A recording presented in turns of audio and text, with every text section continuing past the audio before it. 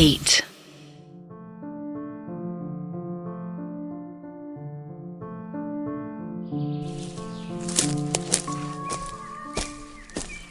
पिताजी, ये दुनिया में कैसी कैसी ताकतें होती हैं।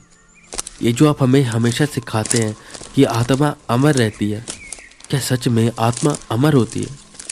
एक दिन यूं ही चलते चलते ब्रिजू ने अपने पिता से पूछा, जिस पर मुस्कुराते हुए उसके पिता कहते हैं, हाँ बेटा, आत्मा अमर रहती है। ये जो हमारे शरीर होते हैं ना, ये मरते हैं, पर आत्मा नहीं मरती, वो बस दूसरा शरीर ढूंढती है। ये सुन ब्रिजू काफी उत्सुक हुआ और बोला, तो पिताजी, जो इस जन्म की यादें होती हैं जो इस शरीर में है, वो मरने के बाद क्या आत्मा के साथ अगले शरीर में जाती हैं या फिर नहीं जाती? जैसे कि मेरे अंदर जो मेरी आत्मा है वो पहले भी तो कहीं होगी, तो उस जन्म की बातें मुझे याद ही नहीं है। अपने बेटे को इस तरह सवाल करते हुए देख वो काफी खुश होते और उसे गोद में उठाते हुए कहते, बेटा, हमने बहुत बार सुना है कि आत्मा कई बार पुराने जन्म की बातों को याद रखती है, और कई बार ऐसा नहीं होता। बहुत से किस्से मेरे साथ हुए जब मैंने देखा कि कोई आत्मा अपने पुराने जन्म की बातें कर रहा है। पर बेटा, ये उसी के साथ होता है जिसका अपने मन पर काबू रहता है। वो अपने आत्मा को नियंत्रित कर सकता है, या तो कोई बदला होता है जो वो लेकर पैदा होता है।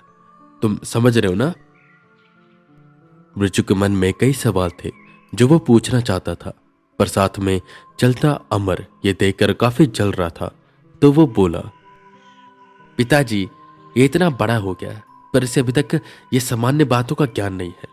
ये तो किसी मूर्ख की तरह बात कर रहा है। ये तो आप बहुत पहले ही बता चुके हो, और ये अब पूछ रहा है। मुझे नहीं लगता कि ये अध्ययन करता होगा। ये केवल एक मूर्ख है, मूर्ख। जिस पर उसके पिता कहते, शांत हो जाओ अमर बेटा, मैंने बताया ये सब, पर तब तुम ही थे, ये पैदा नहीं हुआ था तब। कुछ कुछ बातें हैं जो बिरजू नहीं जानता, और मुझे उसे सिखाना पड़ेगा, और तुम भी उसे सिखाओगे। ये सुन बिरजू काफी उदास हुआ। उसे फिर बुरा लगा कि वो पहले क्यों नहीं आया। अगर वो पहले पैदा हुआ होता तो उसके पास ज्यादा ज्ञान होता। उसने इसी सवाल को आज अपने पिता से पूछना था, और आखिर में उसने पूछ ही लिया। पिताजी, मेरी भी आत्मा अमर है। मैं पहले भी कुछ रहा हूंगा, और अगर मान लीजिए मुझे मेरे पिछले जन्म की सारी बातें याद हो जाती हैं, तो आज मैं 6 साल का हूं, पर मेरे अंदर ज्ञान 80 साल के शख्स से भी ज्यादा होता। मैं आप सबसे ज्यादा ज्ञानी होता, है ना? यह सुन शास्त्री जी के कदम एकदम से रुके। उन्होंने बिरजू की तरफ देखा। वो 6 साल का बच्चा था, और 6 साल के बच्चे के मन में ऐसी बात का आना यह काफी हैरान करने वाली बात थी, क्योंकि ये तो बड़े ज्ञानी भी नहीं सोचते। उन्होंने बस हामी भरी और आगे बढ़े, पर बिरजू चुप नहीं रहा। वो बोला, पिताजी, मैं ऐसा क्या करूं कि मैं अपनी आत्मा पर नियंत्रण कर सकूं, और जब मैं इस जन्म में मरूं तो जो मेरा अगला जन्म हो उसमें मैं ये सारा ज्ञान लेकर जाऊं, और अगर वहां पर भी मेरा कोई बड़ा भाई हो तो उससे मैं ज्यादा ज्ञानी हूं। उससे क्या, मैं तो अपने उस जन्म के पिता से भी ज्यादा ज्ञानी हूं। यह सुनते ही शास्त्री जी ने बिरजू को नीचे उतारा और खींचकर थप्पड़ मारते हुए कहा, चुप कर। तुझे अपने बड़े भाई से ज्यादा ज्ञानी क्यों होना है? वो पहले आया है, वो बड़ा है, और वो मेरी पदवी संभालेगा। तू उसका साथ देगा बस। अगर वो कहीं पर व्यस्त होगा तो तू उसकी जिम्मेदारी संभालेगा। और रही बात अगले जन्म में, तो पहले तू इस जन्म की सारी चीजें अच्छे से सीख ले। पंडित है तू, पंडित, तांत्रिक नहीं, जो आत्माओं के लिए इतना दिलचस्पी दिखा रहा है। हमारा काम लोगों की मदद करना है, ना कि किसी को नीचा दिखाना, खासकर अपने सगे बड़े भाई को। बिरजू, अपनी बुद्धि सही कर ले, भटक रहा है तू। बिरजू रोने लगा। उसके पिता आगे की ओर बढ़े, और वहीं खड़ा अमर उस पर हंसने लगा। वो काफी जोर जोर से हंस रहा था और बोल रहा था, क्यों बे बिरजू, आ गया ना मजा? मुझसे ज्यादा क्या नहीं बनेगा? मुझसे ज्यादा होशियार नहीं है तू, छोटा है तू, अपनी लूंगी में रह, समझा? बस इतना बोलने की देर भर थी कि बिरजू ने बगल में पड़ा अद्धा उठाया और सीधा अमर के सर पर मारा, जिससे अमर जमीन पर गिरता है और चिल्लाने लग जाता है। शास्त्री जी भागते हुए आए। उन्होंने अमर को उठाया उसके सर पर चोट लगी थी। वो उसे वैद्य जी के पास लेकर गए और इसके बाद उन्होंने बिरजू को बहुत मारा। उसकी माँ और बहनों ने उसे बचाने की बहुत कोशिश की, पर उसके पिता नहीं रुके। उसे छपकियों से मारते गए, थप्पड़ों से मारते गए और रात के समय आखिर में उन्होंने बिरजू को एक पेड़ से बांध दिया और यह कहा कि तू पूरी रात यहीं पर रहेगा और अगर आगे से तूने ऐसा कुछ भी किया तो उसे नदी में फेंक देंगे। बिरजू सहम गया और अपने पिता के लिए और अपने भाई के लिए जो उसके मन में इज्जत थी वो अब नफरत में बदल गई। अमर तो उससे पहले नफरत करता था पर बिरजू नहीं। पर अब बिरजू के मन में भी अपने बड़े भाई के लिए नफरत बहुत ज्यादा बढ़ने लगी और इसी के साथ साथ उसके पिता के लिए भी। पर यह नफरत किस हद तक जाएगी शास्त्री जी ने सोचा नहीं था। चारों तरफ गुप्त अंधेरा पसरा हुआ था, सियारों की आवाज आ रही थी और 6 साल का बिरजू डर रहा था। उसे पेड़ से बांधा गया था। वो चाहकर भी हिल नहीं सकता था और ना ही भाग सकता था। उसे जोर से बाथरूम भी आ रही थी पर वो कहाँ करता। उसने जनेऊ पहना हुआ था और जहां तक सिखाया गया था कि पेशाब करते समय जनेऊ को कान पर रखा जाता है। उसे बहुत जोर से बाथरूम आ रही थी, इतनी जोर से कि वो रोता रहा और रोते रोते बिरजू ने लूंगी में पेशाब कर दिया।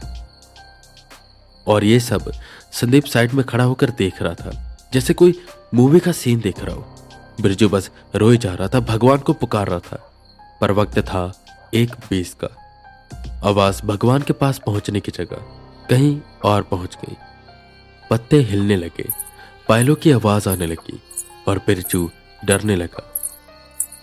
तभी सामने से बिरजू ने देखा कि एक बेहद ही सुंदर स्त्री नग्न अवस्था में बिरजू की तरफ बढ़ रही है। गुलाब की पंखड़ियों सा उसका जिस्म, मृग नयनी, रेशमी बाल। बिरजू की उम्र 6 साल की थी पर फिर भी वो उसकी ओर आकर्षित होने लगा। वो धीरे धीरे चलते हुए बिरजू के पास आई। बिरजू पलक तक झपका नहीं रहा था। वो कभी नीचे देखता तो कभी ऊपर देखता, कभी उसके बाल देखता तो कभी गाल। उसके मन में एक अलग ही ऊर्जा आने लगी और ये ऊर्जा अलग थी। ये उसके बदन को छूने की जिज्ञासा थी जो बढ़ती जा रही थी। वो उसके भीगे होठों को छूना चाहता था। ये इतनी छोटी अवस्था में था और इतने ज्ञानी पंडित का बेटा, पर उसके संस्कार यहां पर कहीं दिख ही नहीं रहे थे। इन संस्कारों में जैसे आग लग गई थी उसके उस सुंदर जिस्म को देखने के बाद। और यह आग सिर्फ संस्कारों के नहीं लगी थी, उसके दिल में भी एक आग लगी थी और यह आग बस वो स्त्री ही बुझा सकती थी। उस स्त्री ने बिरजू की रस्सी को खोला और अपने साथ शमशान लेकर गई। पूरी रात वो उसके साथ रही, जहां पर वो उसके कानों में कभी कुछ फुसफुसाती, फिर उसे सीने से लगाती। वो उसके मन को जान रही थी, वो उसके पूरे संस्कारों को बदल रही थी, वो उसे बुरा बना रही थी और उसी के साथ साथ अपना भी। सुबह हुई जब बिरजू की बहनें बिरजू को पेड़ से छुड़ाने के लिए भागी तो जो वहां पर था उसे देखकर सब हैरान हो गए। रस्सी खुली हुई थी और बिरजू वहां पर था ही नहीं। सब डरने लगे कि कहीं बिरजू को कोई जानवर तो नहीं ले गया। शास्त्री जी जो कल रात को गुस्से में थे, उनका गुस्सा अब तक शांत हो चुका था और वो भी बिरजू के लिए काफी चिंतित थे। तभी एक शख्स भागते हुए आया और उसने बताया कि बिरजू शमशान में है। सब वहां पर पहुंचे और वहां का दृश्य देखकर सब बिल्कुल हैरान हो गए। बिरजू नग्न अवस्था में एक शांत हुई चिता पर लेटा हुआ था। उसका जनेऊ उसके बदन पर नहीं था, शिखा उसकी कट चुकी थी। वो पूरा राख से ढका हुआ था।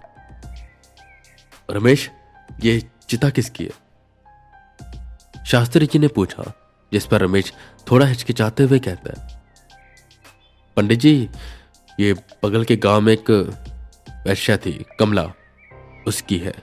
परसों ही गांव के लोगों ने उसे मार दिया क्योंकि वो बच्चों को बिगाड़ रही थी।